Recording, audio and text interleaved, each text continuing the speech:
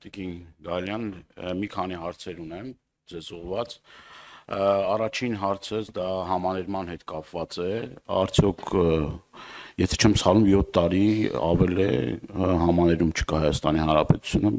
Ձեր կարծիքն եմ ուզում իմանալ, արդյոք նախատեսվում է համաներում թե ոչ։ Երկրորդ հարցս բանտային պայմաններին է վերաբերվում, ես չեմ ուզում անուններ նշել, բայց քրեակատարողական հիմնարկներ կան, որտեղ բանտային պայմանները մեղմ ասած գոհացնող չեն, եւ այս ուղղությամբ ինչ աշխատանքներ են տարվում։ Հաջորդ հարցս էլ, երրորդ հարցս էլ վերաբերվում է ձգձգվող դատական process-ներին։ Ես բավականին հաճախ եմ այցելում քրեակատարողական հիմնարկներ եւ այցելելով քրեակատարողական հիմնարկներ տեսնում եմ մարդիկ, որոնք 6 տարի, 7 տարի արդեն մարդկա արդեն 7-րդ տարին է դատական այս process-ների մեջ է։ Ինչ ձեր կարծիքով ինչն է սրան խանգարում, այսինքն այդ վերջնական դատական վճիռ կայացնելու ինչն է խանգարում, որ տարիներով ձգձգվում է այդ հարցերը եւ վերջին հարցս էլ վերաբերվում է աշխատավարձներին, դատական կարգադրիչների աշխատավարձերը, եթե չեմ սխալվում, որտեղ բազմաթիվ նամակներ եմ ստանում, իրենց աշխատավարձերի վերջի շրջանում փոփոխության չի ենթարկվում, արդյոք նախատեսվում է դատական կարգադրիչների, եթե էլի այնտեղ անձիկ կան, որոնք որ անեն, չգիտեմ, աշխատողներ կան, դատարանում էլի իրենց հետ կապված աշխատավարձի փոփոխություն նախատեսվում է թե ոչ։ Շնորհակալություն պարոն Դանիելյան հարցերի համար։ Համաներման հետ կապված չունենք որոշում համաներում իրականացնելու, որովհետև կարծում ենք, որ յուրաքանչյուր ազատազրկված անձի նկատմամբ պետք է պետությունը անհատական մոտեցում դրսևորի եւ ոչ թե ինչ որ պահի որոշի, որ պետք է XYZ կատեգորիայի անձանց ազատ արձակել, այլ պետք է որոշի ազատ արձակել նրանց, ովքեր որ անցել են վերասոցիալականացման ինչ որ ճանապարհ։ Դրա հետ կապված ես այն տեսակետի կողմնակիցը չեմ, որ միայն ասեմ դե դատարաններն են որոշում պատժից պայմանական վաղակետ ազատել անձին թե ոչ, իհարկե դա այդպես է, դատարաններն են որոշում, բայց մենք շատ անելիքներ ունենք այս առումով եւ իրականում աշխատանքները արվում են անհատականացնելու կոնկրետ անձանց վերասոցիալականացման պլանները եւ գնահատման մեթոդիկաները։ Եվ կարծում եմ, որ ապագայում մեր կատարած աշխատանքի շնորհիվ մեր կողմից դատարան ներկայացվող զեկույցների որակը էապես կբարձրանա եւ դատարանները մեր զեկույցների հետ հաշվի նստելով ավելի շատ կկիրառեն պատժից պայմանական վաղաժամկետ ազատելու գործիքը եւ դատարանների ներողություն քրեակատարական հիմնարկների բեռնաթափման, ինչպես նաեւ մարդկանց կոնկրետ խնդիրները մենք ցանկանում ենք լուծել այդ ճանապարհով։ Եվ նաև ուզում եմ մի շատ կարևոր գործընթացի մասին խոսել, որը անվտանգության գոտիների եւ պատժի կրման պայմանների փոփոխությանն է վերաբերվում։ Եթե դուք ուսումնասիրեք վիճակագրական տվյալներ, որոնք ցավոք սրտի իմ ձեռքի տակ չկա, տոկոսային հարաբերությամբ կարող եմ ասել, որ 50%-ից ավել աճ ունենք այն դեպքերի, երբ անձինք տեղաբաշխման հանձնաժողովի որոշումներով տեղափոխվել են պատժի ավելի մեղմ պայմաններ պատիժը կրելու կամ ավելի մեղմ անվտանգային գոտի։ Սա նշանակում է, որ քրեակատարական ծառայությունը որդեգրել է անհատական մոտեցում անազատության մեջ գտնվող անձանց նկատմամբ եւ այդ տեղաբաշխող հանձնաժողովի նիստերը ավելի հաճախ են տեղի ունենում, իհարկե մենք օրենսդրական ժամկետային սահմանափակումներ ունենք, բայց ուզում եմ, որ վստահ լինեք դուք եւ վստահ լինի մեր հանրությունը, որ յուրաքանչյուր կոնկրետ դեպք մանրակրկիտ քննության առարկա է դարձվում եւ մենք ավելի հակված ենք խրախուսելու նպատակով մարդկանց հնարավորություն ընձեռել գնալ ավելի մեղմ անվտանգային գոտում իրենց պատիժը կրելը շարունակել եւ մենք նպատակ ունենք հետս հետե դեպի պատժի կրման մեղմ պայմաններ, այսինքն բաց հիմնարկների մեղմ պայմաններ տեղափոխել ավելի շատ մարդկանց եւ մարդիկ հնարավորություն ունենան նույնիսկ կրելով պատիժ ցերեկվա ժամերին դուրս գալ քրեակատարական հիմնարկից, աշխատել եւ այլն։ Հաջորդ հարցը ձեր վերաբերում էր պատժի կրման պայմաններին մենք միասին մի անգամ խոսել ենք Արմավիրի կարանտինային բաժանմունքի վիճակի մասին եւ կարանտինային խցերի վերանորոգման անհրաժեշտության մասին։ Ես հուսով եմ շուտով նորից կայցելեք այնտեղ կամ կարող ենք միասին էլ այցելել եւ տեսնել, որ այլևս այդ խնդիրը լուծված է, այսինքն մենք կարանտինային խցերը Արմավիրի վերանորոգել ենք, Արմավիրում չկար 24-ժամյա ջրամատակարարում, դա այլևս կա, մյուս բոլոր քրեակատարական հիմնարկներում վերանորոգման աշխատանքները քրեակատարական ծառայության միջոցների հաշվին իրականացվել են եւ շարունակաբար իրականացվելու են։ Վերջերս ես այցելել եմ Արթիկ քրեակատարական հիմնարկ, եթե հնարավորություն ունենայի մինչև եւ հետո նկարները ցույց տալու, իհարկե կատարված աշխատանքները ցցուն կերպով կերևային, որպեսզի դուք էլ կարողանաք պատկերացում կազմել, բայց քանի որ չունեմ, ուզում եմ վստահեցնել, որ մի շարք հիմնարկներում աշխատանքները արվել են, մյուսներում շարունակվում են, Արթիկում օրինակ ջրահեռացման համակարգ ուսումնասիրել ենք, տեսել ենք, որ մինչև հիմա չկա, դրա վրա ենք աշխատում, որպեսզի մեր կատարած վերանորոգման աշխատանքները ապարդյուն չլինեն, այսինքն 1 տարվա կյանք չունենան եւ դրանից հետո նորից կշարունակենք աշխատանքները, բայց տարբերությունը սարեր ձորերի է, սա կարող եմ վստահեցնել եւ նաեւ հաշվետվությունը կարող եք գտնել քրեակատարական ծառայության պաշտոնական կայքէջում, այնտեղ եթե չեմ սխալվում, նաև նկարներով ցուցադրված կա կատարված աշխատանքը տարբեր հիմնարկներում, որն այլևս իրականություն է։ Աբովյան քրեակատարական հիմնարկը գրեթե ամբողջությամբ վերանորոգված է, այնտեղ միայն լանդշաֆտի խնդիր ունենք լուծելու, այսինքն այդ բակային հատվածում խնդիրներ ունենք լուծելու եւ երկարաժամկետ տեսակցությունների սենյակների մասով փոքրինչ փոփոխություններ ունենք անելու, մնացած հատվածներն ամբողջությամբ վերանորոգված են։ Ուզում եմ վստահեցնել, որ ինչ միջոց ունենանք խնայողության տեսքով, որոնք թեկուզ եւ նախատեսված չեն եղել որպես կապիտալ ծախս, մենք մեր մտքում ունենք կարիքների գնահատումը, ոչ միայն մտքում, այլ նաև թղթի վրա հանձնված եւ գնալու ենք դրանք իրականացնելու ուղղությամբ եւ քանի որ հարցը տրվեց 1-2 նորություն էլ ասեմ քրեակատարական հիմնարկներից, մենք ուսումնասիրել ենք եւ ողջել, որ ոչ բոլոր քրեակատարական հիմնարկներն է, որ ունեն էլեկտրական գեներատորներ եւ հիմա այլևս հայտարարվել է մրցույթ այդ էլեկտրական գեներատորների ձեռքբերման նպատակով, իսկ ինչու է սա կարեւոր, որովհետեւ մենք հաջորդ ծրագրով ցանկանում ենք քրեակատարական հիմնարկների արտաքին պարագծի հսկողությունը իրականացնել տեխնիկական միջոցներով, այսինքն տեսախցիկներով պետք է վերահսկվի քրեակատարական հիմնարկը եւ նաեւ դրա ֆինանսական գնահատականը եւ ծախսային բեռը այս տարվա բյուջեմ նախատեսված է, դա էլ որպես բոնուս ասեմ, որ մենք այդ ուղղությամբ ենք քայլեր ձեռնարկում։ Հիմա անդրադառնամ մյուս հարցերին։ Ինչու են դատավարությունները մեր երկրում տևում, սա ամենամեծ հարցն է, որ մեզ բոլորիս հետաքրքրում է եւ մենք ուսումնասիրել ենք ու տեսել ենք, որ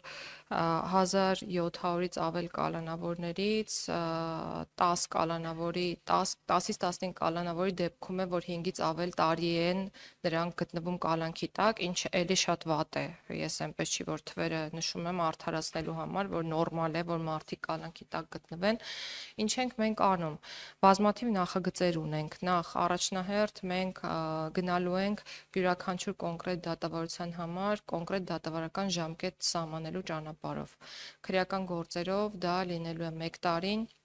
որը կարող է երկարացվել ոչ ավել քան 3 անգամ կրկին 1 տարով, բայց պատճառաբանված որոշմամբ։ Այսինքն կանոնը լինելու է 1 տարին, դրանից շեղում հնարավոր է լինելու եւ մենք մեր մտքում ունենք, որ շեղման թույլտվությունը մենք առաջիկա տարիների համար ենք տալու, քանի որ ունենք օբյեկտիվ ծանրաբեռնվածություն։ Հաջորդ պատճառը քրեական վարույթների դատարանում գտնվող ձգձգվելու այն է, որ մարզերում նշանակված դատավորները երբեմն տեղափոխվում են Երևան քաղաք կամ անցնում են առաջխաղացման ցուցակներ եւ իրենց գալիս է փոխարինելու նոր դատավոր եւ նոր դատավորի գալուց հետո գործի քննությունը սկսվում է 0-ական կետից։ մենք ունենք նախաձեռնություն, ըստ որի դատավորի փոփոխության դեպքում, եթե կողմերը չեն առարկում, գործի քննությունը չպետք է սկսի զրոյական կետից, այլ պետք է շարունակվի այն կետից, որում որ ավարտվել է, այսինքն առաջին դատավորը որ կետում որ թողել գնացել է, եւ սրան զուգահեռ ունենք եւս մեկ նախաձեռնություն, որի համաձայն դատավորները, որոնք ընդգրկվելու են առաջխաղացման ցուցակում կամ նրանց վերաբերյալ որոշում է կայացվելու տեղափոխվել մեկ շրջանից մեկ այլ շրջան, մինչև տեղափոխման պահը պետք է փաստացի մաքրեն, այսպես ասած, իրենց գործերի 50%-ը, իսկ մյուս 50%-ը պետք է մակագրվի տվյալ դատարանի այլ դատավորներին, որպեսզի մենք վստահ լինենք, որ այդ անընդհատ շրջապտույտի մեջ գործերի քննության այլևս չենք ընկնելու, բայց դուք ինձ 4 հարց էիք տվել աշխատավարձների հետ կապված։ Այս բյուջեում որևէ բյուջետային տողով նախատեսված չէ, բայց մենք ունենք առանձին ծրագիր եւ դատավորների հաստիկների համալրման, ինչը կարիքների գնահատման արդյունքում ենք արել նաև աշխատելով բարձրագույն դատական խորհրդի մեր գործընկերների հետ, հաշվել ենք դատավորների ծանրաբեռնվածություն գործերի քանակ ըստ մարզերի եւ տարածքների եւ մոտավոր 30-ից ավել դատավորների նոր հաստիկների լրացման առաջարկով ենք ապագայում հանդես գալու եւ մեր ուշադրությունից չի վրիպել նաև դատական այլ ծառայողների աշխատավարձի հետ կապված խնդիրը, խոսքը օգնականների, քարտուղարների եւ կարգադրիչների մասին է, ըստ նախնական պայմանավորվածության նախատեսել ենք, որ հնարավորության դեպքում 30%-ով պետք է բարձրացնենք այս աշխատակիցների աշխատավարձը, բայց ֆինանսական բեռը բավականին մեծ է ու կախված է մեր պետական բյուջեի հնարավորություններից։ Չէ, սա առանձին ծրագիր է, որ պետք է քննարկվի, ժամկետներ չեմ կարող նշել, բայց մենք կփորձենք ամեն ինչ անել, որ եկող տարվա ընթացքում ծրագիրը իրականություն դառնա։ Ես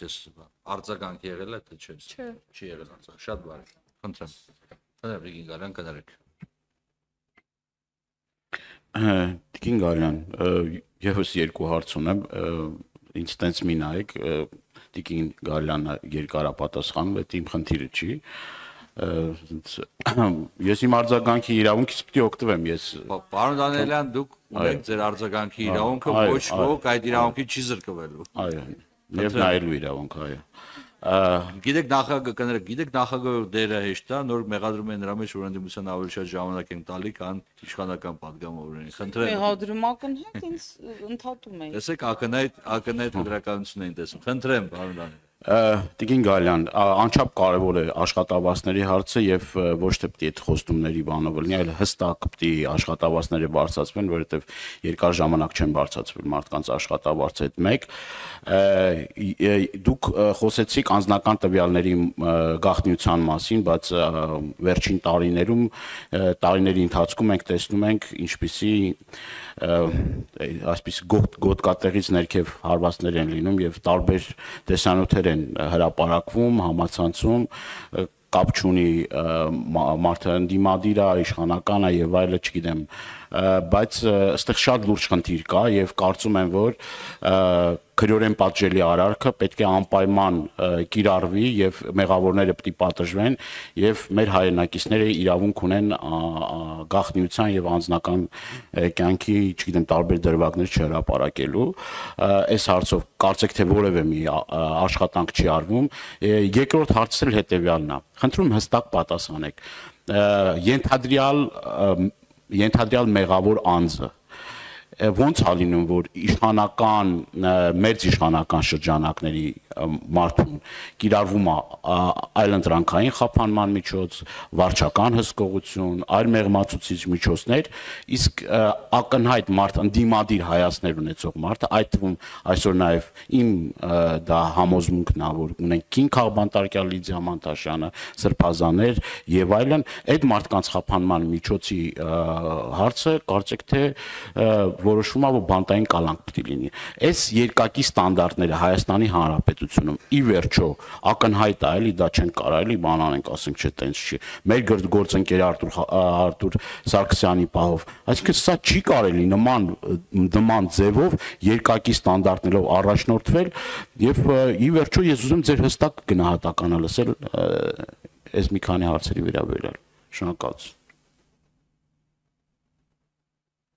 Շնորհակալություն։ Ես հարցերին փորձում եմ պատասխանել ոչ թե երկար, այլ սպառիչ, որ լրացուցիչ հարցեր չառաջանան։ Ինչ վերաբերում է անձնական տվյալների պաշտպանությանը, ես խոսեցի ոչ թե խնդրի մասին, այլ լուծումների մասին, ասելով, որ ունենք ծրագիր անձնական տվյալների պաշտպանության նոր անկախ մարմին ստեղծելու, որը կհամապատասխանի Եվրոպայի խորհրդի 100+ կոնվենցիային եւ ԵՄ համապատասխան կարգավորումներին եւ անձնական տվյալների պաշտպանության առանձին եւ անկախ մարմին ունենալու անհրաժեշտությունը բխում է իրականում ԵՄ ստանդարտներից եւ մենք միայն ստանդարտներին չէ որ պետք է նայենք, մենք պետք է նայենք նաեւ սոցիալական անհրաժեշտությանը, արդյոք կարիք ունենք նման մարմին ձևավորելու թե ոչ եւ նաեւ ձեր կողմից բարձրացված խնդիրները խոսում են այն մասին, որ այո, մենք նման մարմին, անկախ մարմին, ինքնավար մարմին ունենալու կարիք ունենք այս պահին ու այդ ուղղությամբ աշխատանքներն արդեն ձեռնարկել ենք, հայեցակարգը մշակված է, շուտով կառավարությունում հայեցակարգը այս ամսվա վերջ պետք է քննարկենք։ Ինչ վերաբերում է քրեական գործերին, այսօր էլ կան արարքներ, որոնք որ համարվում են անձնական կյանքին միջամտող եւ քրեորեն հետապնդելի են, բայց վարույթների վերաբերյալ որևէ տեղեկության չեմ տիրապետում ու չեմ կարող պատասխանել այն հարցին, թե ինչու են որոշ դեպքերում նախաձեռնում, որոշ դեպքերում չեն նախաձեռնում կամ ինչու պատշաճ մակարդակով տվյալ գործերի քննությունը մեր երկրում չի իրականացվում, որովհետև այդ հարցերի հասցեատերերը այլ անձինք են։ Ինչպես այլ անձինք են ձեր մյուս հարցի հասցեատերերը, որովհետև ես չեմ կարող ասել դատարանը ինչու է մի դեպքում որոշում կայացնում այսպես, մյուս դեպքում այնպես։ Ենթադրում եմ, որովհետև որոշման կայացման մի դեպքում ունի այլ փաստակազմ, որի վրա հենվում է, մեկ այլ դեպքում այլ փաստակազմ։ Արդարադատության նախարարությունը խափանման միջոցները կատարողն է։ Ինչ վերաբերում է միասնական չափանիշներին, մենք մեր տեղում, մեր հնարավորությունների չափով փորձում ենք այնպես անել, այդ թվում մեթոդական ուղեցույցների մշակմամբ, որ այդ չափանիշները միասնական լինեն։ Ընդ որում, եթե ուշադրություն դարձնեք մեր կողմից հարուցվող եւ բարձրագույն դատական խորհուրդ տարվող կարգապահական վարույթներին, այդ չափանիշների միասնականության վերաբերյալ հուշումներ կունենաք եւ բացի դա ուզում եմ նշել մեկ կարեւոր հանգամանքի մասին եւս, որ մենք ձեռնարկել էինք կալանք խափանամիջոցի կիրառման վիճակագրության ուսումնասիրության գործընթաց ու ուսումնասիրել ենք ու հասկացել ենք, որ իրոք այդտեղ ունենք խնդիր, պարտադիր չէր այդ ուսումնասիրությունը անել հասկանալու համար, բայց մենք կոնկրետ թվական տվյալներ օգտագործելով ենք դա արել, համեմատելով նոր քրեական օրենսգրքի ուժի մեջ մտնելուց առաջ եղած վիճակը, այդ թվում թվական տվյալները կալանավորումների եւ հետո արդեն իսկ արկա վիճակը, տեսել ենք, որ իրականում այո ունենք կալանքի քանակական աճ, ինչը մեզ համար շատ վատ է, որովհետև մենք ունենք անազատության մեջ գտնվող ավելի շատ անձինք եւ եթե շատ պարզ ձևով էլ ասեմ, մենք ավելի շատ գումար ենք ծախսում պետական բյուջեից այդ անձանց պահելու համար։ Իհարկե գումար ծախսում է նաեւ պրոբացիայի ծառայությունը կրկին պետական բյուջեից, բայց հիմա այս մասով փորձում ենք ավելի ճկուն դարձնել այն մեխանիզմը, ըստ որի անձինք իրենք պետք է վճարեն իրենց նկատմամբ կիրառվող էլեկտրոնային բրասլետների համար, որպեսզի կարողանանք պետական ավելի քիչ միջոցներ ծախսել այդ խափանամիջոցները կիրառելիս։ Սա է ձեր հարցի պատասխանը։